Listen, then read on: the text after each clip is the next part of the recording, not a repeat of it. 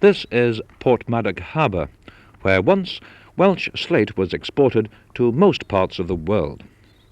On one of its wharves is this gigantic crane capable of lifting 150 tons. But recently, however, it only had to lift a mere 20 tons. In fact, it was this block of Portland stone behind me. Let's take a closer look at it. Well, as you can now see, this stone is being transformed into a work of art, which will eventually end up in the National Museum of Wales. And the man at work here is Jonah Jones, the well-known Welsh sculptor.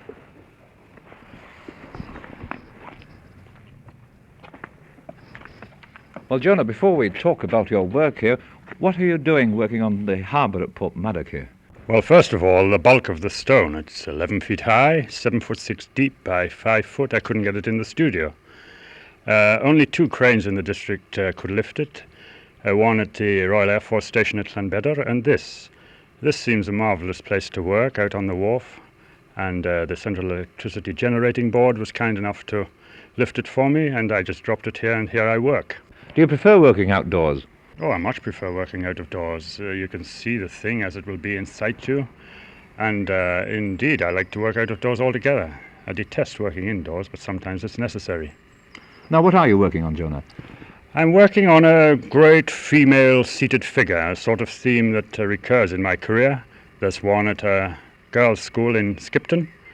But this is a particular female figure carved on behalf of the National Museum of Wales, and I have a model of it here. The museum committee asked me to carve a figure representing natural history, one of the aspects of the museum. That's a very vague term. I didn't really know what it meant. For me, it resolved into a study of life and death, and with that I began.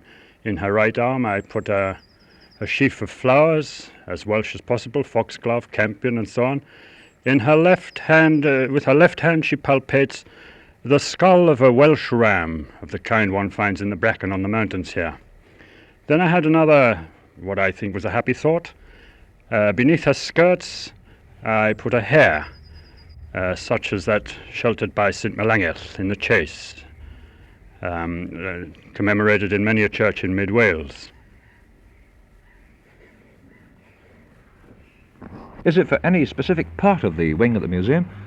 Ah, yes, there's a new wing being built at long last, to house, I think, natural history and industry, but the museum authorities might tell you better. It's built in the style of the old building, of course. Finally, Jonah, how long is it going to take you to finish it? Won't the weather interrupt you a bit? Well, not very much. I hope that I'll finish it in 3 or 4 months, but we'll see.